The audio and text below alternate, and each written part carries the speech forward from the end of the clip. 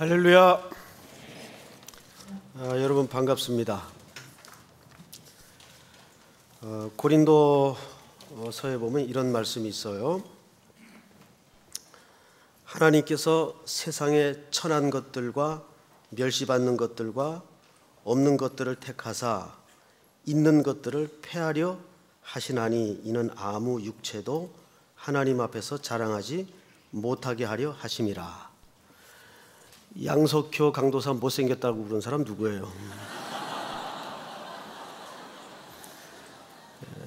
분명히 숙대는 부응할 겁니다. 제일 불신앙적인 소리 중에 하나가 캠퍼스 선교는 끝났다라고 말하는 사람들입니다. 무슨 소리입니까? 아직도 이 땅에는 복음을 듣지 못하고 알지 못하고 사라져가는 젊은이들이 너무나 많습니다. 그만큼 복음을 들어야 될 청년들이 지천에 널려 있습니다. 믿습니까? 우리가 그 캠퍼스를 향해서 이제 하나씩 십자가의 깃발을 꽂으면서 나아가야 됩니다. 특별히 여러분 기도하실 때 우리 교회가 금년에 처음 파송하고 지금 실시하고 있는 이 세 분의 캠퍼스 선교사들을 위해서 계속 기도해 주시기 바랍니다. 오늘은 본문이 한 절이지만 사실 긴 이야기를 이 한 절 속에 담고 있습니다. 청년이 등장을 하죠. 이 청년은 예수님에게 달려왔다고 되어 있습니다. 우선 이 유명한 예수님의 질문은, 그리고 이 청년의 질문은 사복음서의 요한복음 빼고는 다 등장합니다. 그만큼 이 주제는 굉장히 중요한 주제로 성경 속에서도 취급되고 있죠. 예를 들면 이 청년은 예수님에게 질문을 했어요. 내가 무엇을 하여야 영생을 얻을 수 있겠습니까? 그런데 마가복음에서는 이 청년을 부자로 소개를 해요. 부자. 근데 마태복음은 이 청년을 젊은 청년으로 소개를 합니다. 젊어요. 굉장히 젊은데 부자입니다. 굉장히 호감이 가죠. 게다가 누가복음에는 이 청년의 지위가 소개되고 있습니다. 관원입니다. 그러니까 쉽게 얘기하면 오늘날로 말하면 킹카입니다. 뭐 이런 젊은이들을 만나보기 힘들 정도로 두루두루 갖춘 청년이에요. 게다가 예의가 발라요. 예수님 앞에 나와서 엎드렸습니다. 이 정도 젊은이면 그저 그 입에서 터져나오는 주제들이래야 굉장히 좀 재고 폼잡고 세속적인 주제가 아니겠는가, 이렇게 선입관을 가질 수가 있어요. 근데 이 청년이 이렇게 모든 걸 갖춘 이 청년이 물었던 질문이 뭐냐면 영생에 관한 질문이었습니다. 얄밉죠. 굉장히 저는 이 본문을 읽으면서 좀 얄밉다라는 생각이 들어요. 다 갖췄는데 말하자면 신앙까지 좋으려고 목말라 하고 있어요. 뭐 어쩌자는 얘기일까요? 그러니까 전형적인 오늘날 교회 오빠 같은 스타일이 아닌가. 이 당시에는 물론 무슨 회당 오빠 이렇게 불리웠겠죠. 회당 뭐 그런 말은 안 썼을 텐데 어쨌든 그렇게 불리웠을 정도의 캐릭터입니다. 그런데 예수님이 이 청년에 대해서 상당히 불편한 대답을 꺼내놓습니다. 18절 우리 한번 같이 읽어볼까요? 시작.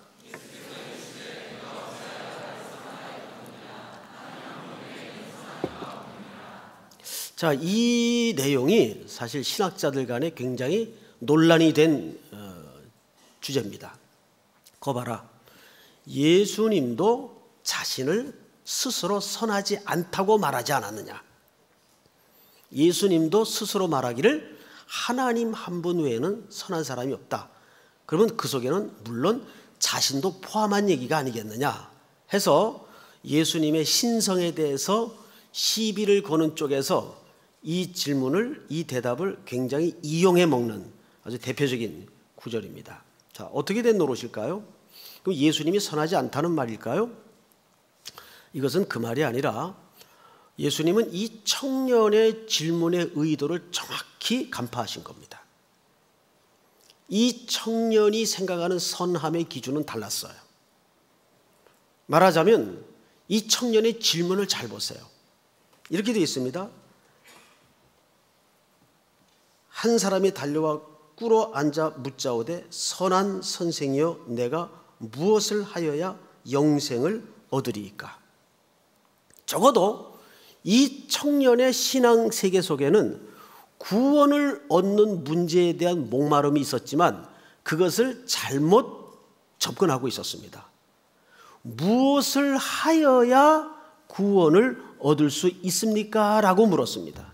그러니까 구원은 선행으로 얻는 것으로 이해를 갖고 있었습니다. 그래서 예수님이 그 젊은이의 이런 잘못된 접근의 질문에 대해서 대답을 피한 겁니다. 그리고 이렇게 이어서 말씀을 하십니다. 19절 네가 계명을 안 하니 살인하지 말라, 간음하지 말라, 도둑질하지 말라, 거짓 증거하지 말라, 속여 빼앗지 말라, 네 부모를 공경하라 하였느니라. 여러분, 이 6개 항목의 계명들은 전부 어디에 나오는 항목들입니까? 그렇습니다. 그런데 10계명이 두 파트로 나눠져 있다는 거 아시죠? 자, 1계명서부터 4계명까지는 대신관계에 대한 설명이에요. 자, 우리 지금 토요일 날 리더 시간에 10계명에 대해서 2주 동안 지금 다루었는데, 자, 우리 한번 리더가 아니더라도 이건 기본적인 거니까 10계명 한번 외워볼까요? 자, 1 뭘까요? 나 외에 다른 신을 두지 말라. 2 그렇죠, 우상에 이상한 것들 만들어가지고 절하지 말라. 이거를 쉽게 외우는 방법이 있어요. 그거를 제가 오늘 저녁에 잠깐 팁으로 드릴 테니까 빨리 외우시기 바랍니다. 1 하면은 1절 나 외에 다른 신을 두지 말라. 쉽죠? 2 이상한 것들을 만들어가지고 절하지 말라. 벌써 들어왔죠? 3 삼가 여호와의 이름을 망령되이 일컫지 말라.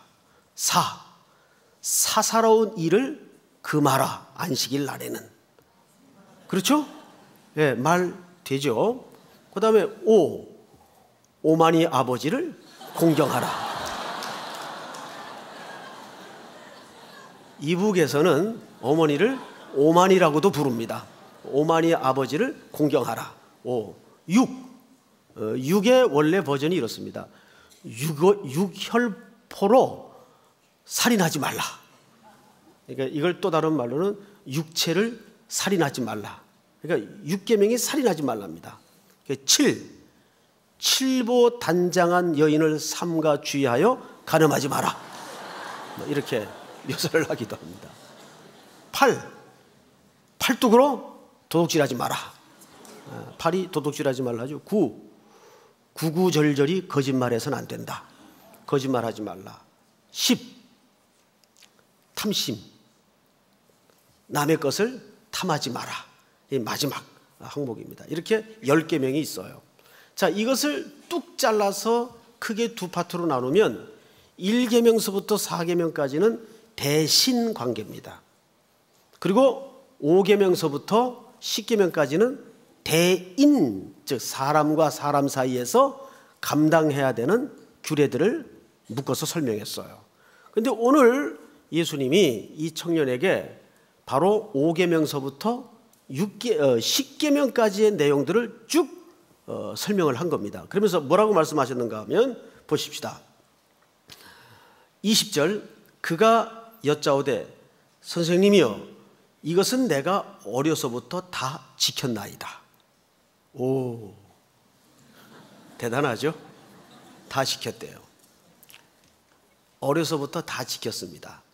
그러자 예수님께서 이 청년의 정확한 의도를 짚어냈어요.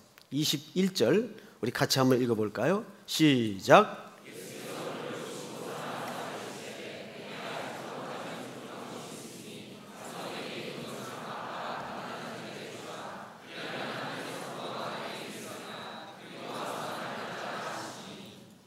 자, 이 말을 오해해서는 안 됩니다. 그러면 구원받으려면 재물 다 팔고 이렇게 해서 가난한 사람들에게 많이 선행을 해야 구원을 얻는 것일까?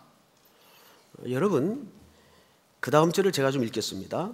그 사람은 재물이 많은 고로 이 말씀으로 인하여 슬픈 기색을 띠고 근심하며 가니라. 예수께서 둘러보시고 제자들에게 이르시되 재물이 있는 자는 하나님의 나라에 들어가기가 심히 어렵도다 하시니 제자들이 그 말씀에 놀라는지라. 이게 놀랐다는 말인데 못 알아먹었다 그 말이에요.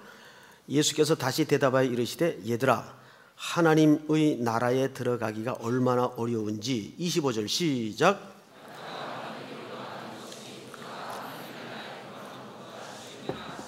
네, 낙타와 바늘귀 얘기가 나옵니다. 자, 이제 예수님이 사실상 이 쭉 긴 내용을 결론 짓는 부분입니다. 낙타가 바늘귀로 나가는 것이 부자가 하나님의 나라에 들어가는 것보다 쉬우니라 하시니, 이렇게 돼 있어요. 그럼 누가 구원을 얻겠어요? 자, 우선 이 낙타와 바늘귀에 대해 설명을 좀 드리겠습니다. 이것을 보통 그 예수님의 유머 정도로 이해를 하는 학자들이 있습니다. 그런데 이스라엘 사람들의 풍습을 알면 이 의미는 쉽게 이해가 되는 내용입니다. 히브리 사람들은 이 말이 무슨 뜻인지를 다 압니다. 제가 그 예루살렘을 방문해 봤더니 가이드하는 그 고고학 전공하는 후배가 선배님 꼭 가볼 때가 있습니다. 따라갔더니 예루살렘 성 중에서 큰 문으로 들어가더라고요. 근데 그 문에는 수백 명의 사람이 한꺼번에 들락달락할 정도로 넓고 큰 문이에요. 근데 그 문이 딱 정한 시간이 되면 닫힙니다. 그래서 아무도 출입을 못해요. 그러면 허겁지겁 장사를 하다가 늦게 성 안으로 들어와서 잠을 자려는 사람들이 시간을 놓치게 됩니다. 그런 사람들을 위해서 그 큰 문 옆에 바늘귀처럼 생긴 조그마한 문이 있어요. 그 문을 만들어 놓습니다. 그 문 이름이 바늘귀입니다. 바늘귀처럼 생겼다고 해서. 그런데 장사를 해서 물건을 또 사가지고 낙타 등에다가 잔뜩 싣고 낙타로 끌고 성 안으로 들어오려고 해요. 그러면 그 낙타는 이 바늘귀로 들어올 수가 없어요. 그 등에 지었던 모든 짐들을 다 풀고 내려놔야 그 낙타가 겨우 그 낙타귀 문으로 들어올 수가 있습니다. 예수님이 그 말을 한 거예요.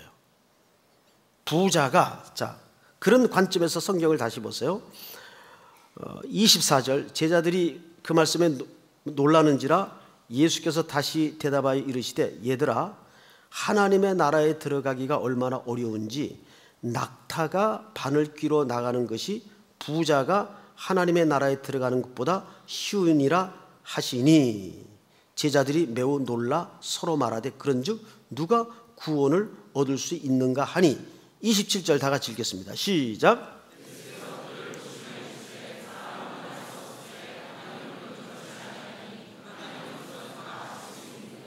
자, 사람으로는 할 수 있다 없다, 어느 쪽입니까? 할 수 없다 그 말이에요. 자, 이것은 부자가 하나님의 나라에 들어갈 수 없다는 유물론적 관점에서 한 말씀이 아니에요. 이 땅에 어떤 노력으로도 수고로도 그 결과를 가지고 하나님의 나라에 들어갈 수가 없다는 이야기를 이렇게 하는 겁니다.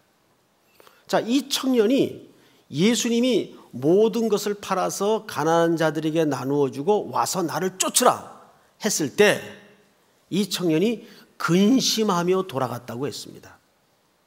이거는 물질을 바쳐야 천국에 들어간다는 관점에서 한 말이 아니고 이것은 삶의 우선순위를 얘기하는 겁니다. 그런데 이 청년은 구원의 문제에 대해서, 영생의 문제에 대해서 목마름과 질문은 갖고 있었지만 착각을 했어요. 그리고 자기는 율법을 다 지켰다고 생각을 했어요.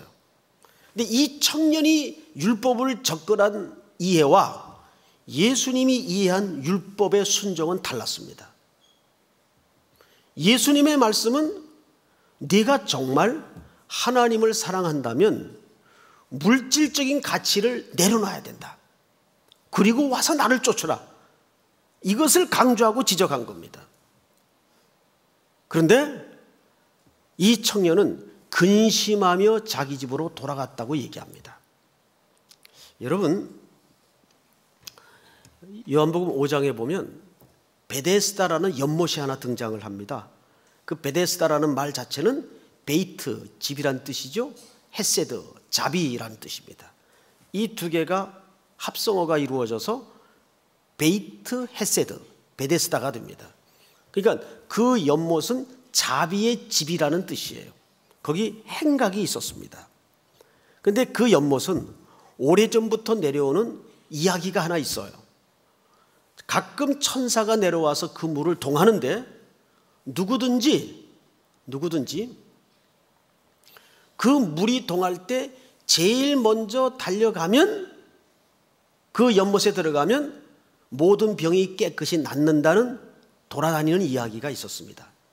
그래서 그 연못가에는 항상 환자들로 바글바글했습니다. 근데 그 중에 38년 동안 거적을 깔고 누워 지내던 환자 하나가 있었습니다. 예수님께서 그 환자에게 다가가서 뭐라고 질문을 하죠? 내가 낫기를 원하느냐 그랬어요. 그러면 뭐라 그래야 돼요? 예, 낫기를 원합니다. 이러면 끝나는 거 아니에요. 그런데 이 38년 동안 수족을 못 쓰고 누워있던 환자가 생뚱맞은 이야기를 해요. 제가 저 연못에 제일 먼저 들어가야 이 병이 고쳐지는데 누가 나를 저 연못에 넣어줄 자가 없나이다. 얼마나 아이러니합니까? 지금 그 말을 누구에게 하고 있어요? 예수님에게 하고 있어요. 예수님은 누굽니까? 바로 그 자비의 주인이세요. 그래서 그 예수님에게 뭐라고만 소리치면 될까요? 살려주세요. 고쳐주세요. 불쌍히 여겨주세요. 이 소리만 치면 돼요. 그런데 인간이 얼마나 내적인 그 속에 율법적인 개념이 자리 잡고 있는가 하면, 자기가 지금 수족을 쓰지 못하는 병자인데도 불구하고 그 연못가로 들어가려는 방법을 구하고 있더라고요. 이것이 인류의 모순이에요. 인류는 끝없이 이 방법을 찾아다녀요. 아니, 그 연못가에는 전부 불편한 사람들이에요. 누가 넣어줘요? 자기 들어가기도 바쁜데. 거긴 치열한 또 나름대로의 서열이 매겨지고 생존 경쟁이 지금 이루어지고 있다고요. 누가 넣어줍니까? 아무도 넣어줄 사람이 없어요. 그 연못가에 모인 인생들에게는 방법이 없는 겁니다. 그런데 이 38년 된 환자는 누군가 저를 저기다 넣어줘야 되는데 넣어줄 사람이 없나이다. 그러자 예수님께서 단 한마디를 하시죠. 네 자리를 들고 일어나 걸어가라. 그리고는 38년 동안 누워있던 이 병자가 일어나서 걸어갑니다. 여러분, 우리가 하나님 앞에 가장 숭고하고 고결한 신앙이라는 것은 우리 내면에 끊임없이 율법화되는 의식구조를 무너뜨려야 돼요. 그래서 사람이 신앙이 갈수록 좋아진다는 말은 무슨 뜻인가 하면, 갈수록 그분의 은혜만 목말라 하는 신앙의 초점과 관점으로 바뀌는 태도와 초점을 얘기합니다. 정말 주님의 은혜밖에 없구나. 제가 이번에 캄보디아 선교를 가서 참 별의별 일들을 다 겪었어요. 뭐 국왕을 만나기도 했지만은 저는 이제 선교 갔다가 가능하면 금요일에 어쨌든 돌아오려고 합니다. 일단 금요 철야를 참석을 해야 되고, 또 토요일 날 오니까 이 주일 설교와 주일 지내는데 굉장히 좀 지장이 많아요. 그래서 목요일 밤에 캄보디아 공항에서 11시 45분 비행기인가요? 탔어요.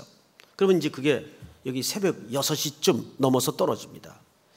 비행기가 순조롭게 이륙을 딱 했는데 정확하게 1시간 5분쯤 비행을 하는데 갑자기 기내에서 방송이 흘러나와요. 지금 이 비행기는 비상사태가 발생했습니다. 그러니 지금 이 인근 홍콩 국제공항으로 비상 착륙하겠습니다. 그러고는 딱 끊어져요. 그때가 새벽 3시입니다. 전부 깊은 잠에 떨어져 있다가 승객들이 다 놀랬죠. 저는 이제 잠을 마침 안 자고 있었어요. 그래서 야, 이게 무슨 일인가. 웬만하면 그 인근 국제공항에 비상 착륙 같은 거 안 하는데 제가 30년 넘게 비행기를 타고 다녀봤어도 그런 일은 처음이에요. 그런데 이유를 설명을 안 하는 거예요. 비상 착륙한다고만 얘기를 해요. 그래서 조금 있다가 또 방송에 나오는데 지금부터 비상 착륙을 위해서 기름을 다 버리겠습니다. 멘트가 나오더라고요. 아, 이거 보통 일이 벌어진 게 아니구나. 기름을 버릴 정도면 이거는 굉장히 어떤 이 착륙할 때 문제가 지금 발생을 했구나. 별의별 생각이 다 드는 거예요. 아, 이 큰일 났다. 그러나 태연한 척하고 앉아 있었죠. 이상하게 비행기만 타면 승무원들이 저를 다 알아봐요. 그래서 목사님 그러니까 목사가 거기서 막 방방 뜰 수도 없고. 그다음 누가 미리 목사님 비행기 탄다고 얘기를 해주나 봐요. 우리 교회 자매들이. 그 승무원들이 많으니까. 그래 앉아 있는데 정말 비행기가 홍콩 상공에 도착을 했어요. 그런데 이 기름을 버리느라고 30분 빙빙 돌더라고요. 착륙을 안 하고. 그러니까 겁이 덜컥 나는 거예요. 야, 살다가 이런 일도 겪는구나. 정말 내일은 모르겠구나. 그래서 이제 착륙을 하려고 딱 랜딩을 하는데 제 머릿속에 만약에 랜딩을 하다가 문제가 생겨도 이건 어쩔 수 없지 않느냐.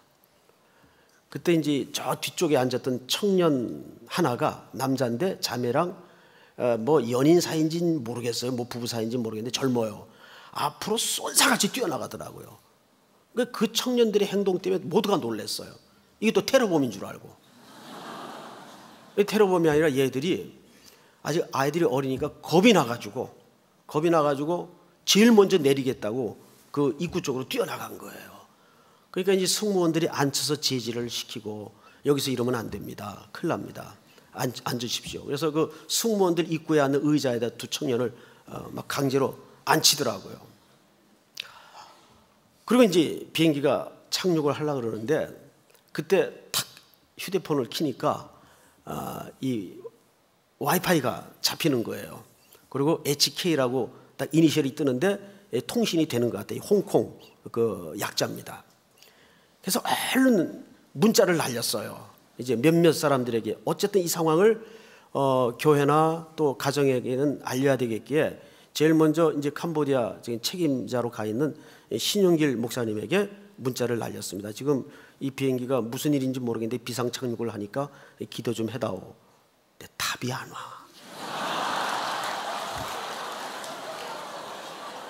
근데 그도 그럴 게 그 시간은 캄보디아는 한밤중이에요. 그러니까 못 볼 수도 있겠죠. 후에 보니까 봤다 그래요. 답을 해야 될까요? 답을. 네? 그리고는 이제 와이프한테 일단 놀랄까봐 간단하게 이제 지금 이런 상황이니까 기도 좀 해달라고 문자를 보냈더니 농담인 줄 알고 장난하는 줄 알았대요. 그런데 그렇게 문자를 보내고 나서 조금 있다가 비행기가 딱 착륙을 했어요. 그럼 거기서부터 이제 조사를 하는 겁니다. 조사를 한 2-3시간을 하는 것 같아요. 조사가 다 끝났나 봐요. 그러니까 새벽 5시가 넘어가는데 5시 반 넘어가는데 그때 한 2시간 반 조사를 했어요. 그러니까 별 이상이 없이 이제 모든 게 확인이 됐습니다. 그리고 기름을 다 버렸으니까 이제 기름 넣으러 가야 될 거 아니에요. 그때 이 비행기가 그 큰 비행기가 기름 넣으러 저 산속 가까이 으슥한 곳까지 그냥 굴러서 덜덜덜덜 가더라고요. 한 15분 간 것 같아요. 상당히 오랜 시간을 가더라고요. 그럼 다시 돌아와서 이제 이륙을 했습니다. 그리고 아침 이게 새벽 6시 반에 도착해야 될 비행기인데 아침 10시 반에 인천공항에 도착을 했습니다. 그 비행기 안에서 제가 기도를 했어요. 주일 저녁 설교를 이게 준비를 해야 되는데 그런 비상 상황 속에서도 준비를 해야 되겠다. 하나님께서 분명히 이 비행기를 안전히 끝까지 지켜주실 것이다 하고 이제 설교 준비를 하려고 종이를 찾아보니까 종이가 없어요. 메모지를 달라고 하니까 메모지를 코딱지만한 걸 주더라고요. 거기다 설교를 준비를 할 수는 없고 해서 가방을 막 뒤져보니까 이티켓이 나와요. 접힌 게. 그래서 이티켓 맨 윗장을 뜯었어요. 뜯어가지고 그게 이겁니다. 지금 이거 설교. 그 뒷면에다가 이제 하나씩 설교를 다 작성을 했어요. 한 가지 부족한 것이 뭘까? 정말 절박한 준비였어요. 한 가지 부족한 것이 뭘까? 예수님의 이 청년에게 물었던 질문은 인생의 모든 패러다임을 바꾸는 일이었습니다. 이 청년은 영생에 관한 질문을 무엇을 득도하거나 어떤 도덕률을 지켜야 구원을 얻는 것으로 이해를 했습니다. 물론 그런 행위적인 측면이 분명 신앙생활 속에 따라가는 것은 맞아요. 하지만 더 중요한 건 뭐냐 하면 이 청년이 모르고 있었던 게 하나가 재물의 문제입니다. 주님은 그 재물이 무용하다 필요 없다 말한 것이 아니에요. 이 청년은 아직도 이 재물이 영생의 문제보다는 더 소중한 것들이었습니다. 그래서 이 청년은 이 재물 때문에 근심하여 돌아갔다고 얘기합니다.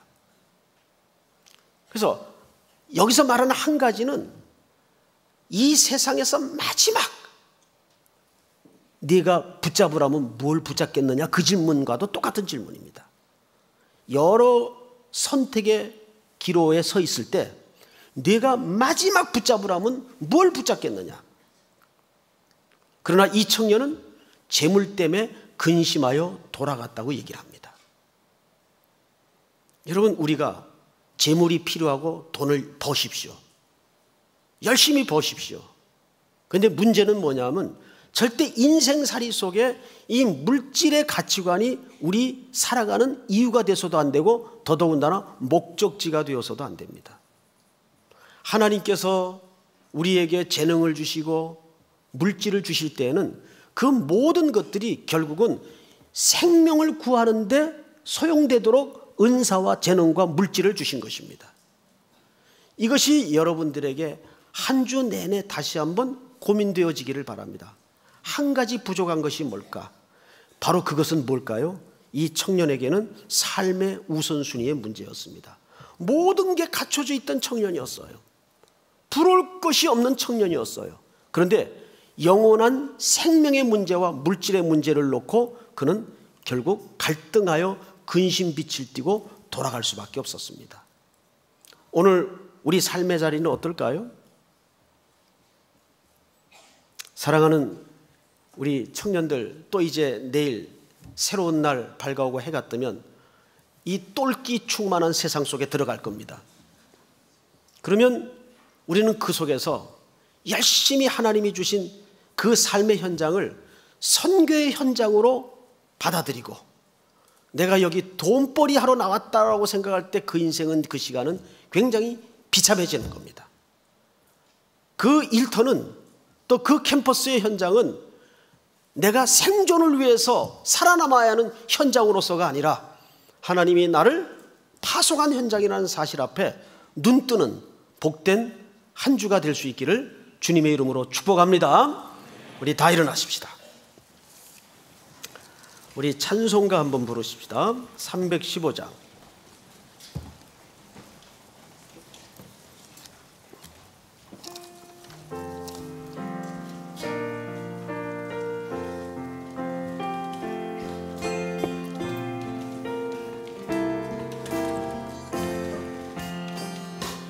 내 주 되신 주를 참 사랑하고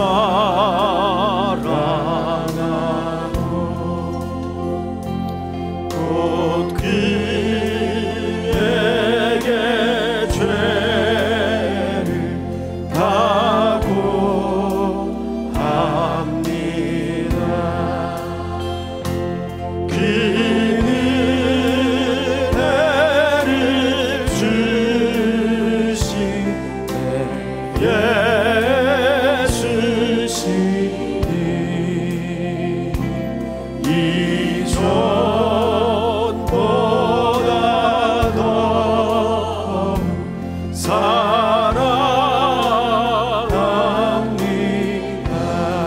사랑하사 주 날 사랑하사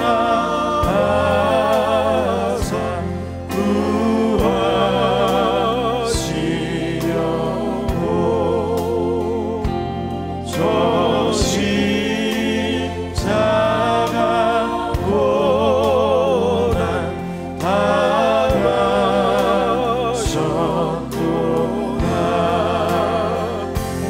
그가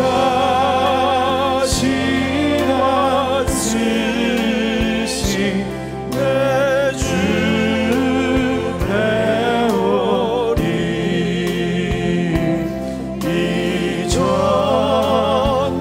이전보다 더욱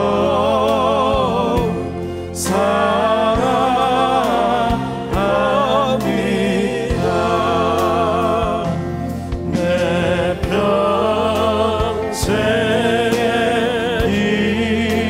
힘쓸 그 의무는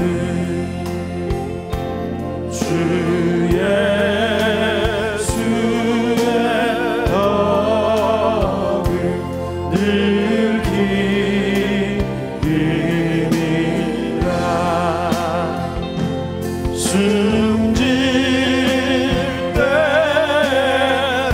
때까지 내 할 말씀을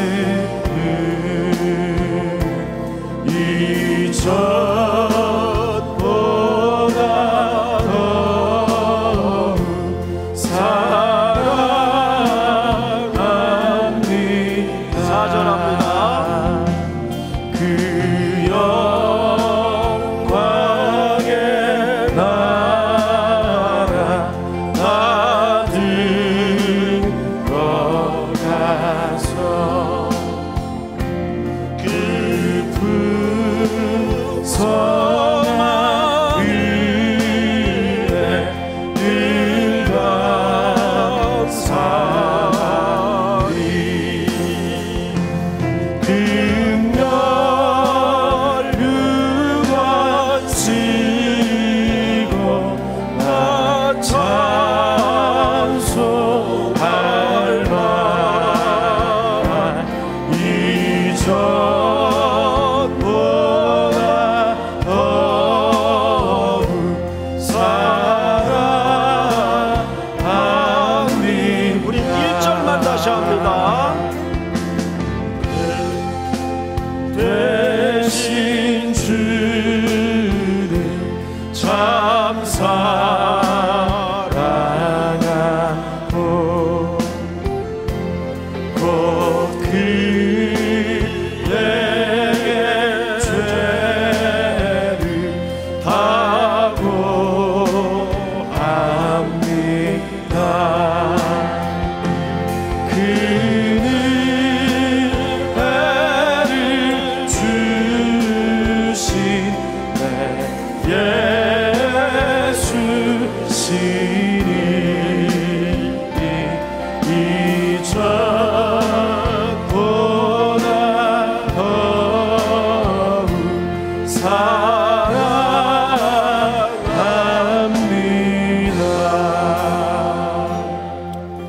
조용히 눈을 감고 이 시간에는 제가 한번 여러분들을 위해서 마지막 기도를 하겠습니다. 특별히 몸이 곤고하고 육신이 고통스러워서 하나님 앞에 치유를 사모하는 분들이 계시다면 그 자리에 서신 채로 그 아픈 부위에 손을 얹으십시오. 또 누군가를 대신해서 간절히 기도해야 될 아픔이 있다면 대신이라도 그 아픔에 손을 얹어 기도하십시오. 그리고 제가 한번 기도하겠습니다. 하나님, 오늘도 이른 아침부터 종일토록 우리를 이곳에 머물게 하시고 황혼이 진 늦은 이 시간까지 주의 말씀 앞에 즐거이 앉아 예배토록 큰 은혜와 큰 복을 주시니 진심으로 감사합니다. 이 시간은 모든 고통과 상처에 손을 얹어 구합니다. 여호와 라파 창조주 하나님께서 권능의 손을 얹으시어 기름 부으시고 깨끗게 하여 주시옵소서. 모든 더럽고 악한 것들이 물러가게 하시고 우리 삶을 짓누르고 있는 병든 것들이 거두어지는 기적을 보게 하여 주시옵기를 간절히 원합니다. 또 전쟁터 가득한 세상으로 들어갑니다. 그러나 당당하게 하시고 담대케 하여 주시옵소서. 우리의 믿음 없음을 용서해 주시고 믿음으로 한 주간도 승리하는 은혜를 허락하셔서 우리 대장 되신 예수 그리스도 붙잡고 살아갈 수 있도록 이 한 주도 동행하여 주시옵소서. 만나는 일, 만나는 사람마다 선한 열매가 나타나게 하시고 우리의 일터는 생존의 현장이 아니라 밥벌이의 현장이 아니라 하나님이 나를 이 땅에 보내신 목적을 이루는 선교의 현장임을 믿게 하여 주시옵소서. 우리에게 한 가지 부족한 것이 무엇입니까? 삶의 우선순위를 바꾸게 하시고 내 생에 오늘이 마지막인다 할지라도 하나님께서 물으신다면 담대히 용감히 손들어 대답할 수 있는 삶의 준비가 이루어질 수 있도록 함께하여 주시옵소서. 또 군에 멀리 출타해 있는 우리 아들 딸들 어느 곳에 있든지 하나님이 불담으로 지키시고 원수막이 손대지 못하도록 간섭해 주시옵소서. 오늘도 주차로 방송실에서 POP 찬양으로 이 모양 저 모양으로 곳곳에서 땀 흘려 수고한 모든 사람들에게 하나님의 자비와 위로하심이 넘치는 평안한 안식의 밤이 되도록 함께하여 주시옵소서. 지금은 우리 구주 예수 그리스도의 은혜와 하나님 아버지의 크신 사랑과 성령님의 교통하심이 머리 숙여 경배를 드리는 모든 우리 3일의 성도들 복중의 생명까지 또 이 한 주간 삶 위에 영원토록 함께 있을지어다. 아멘.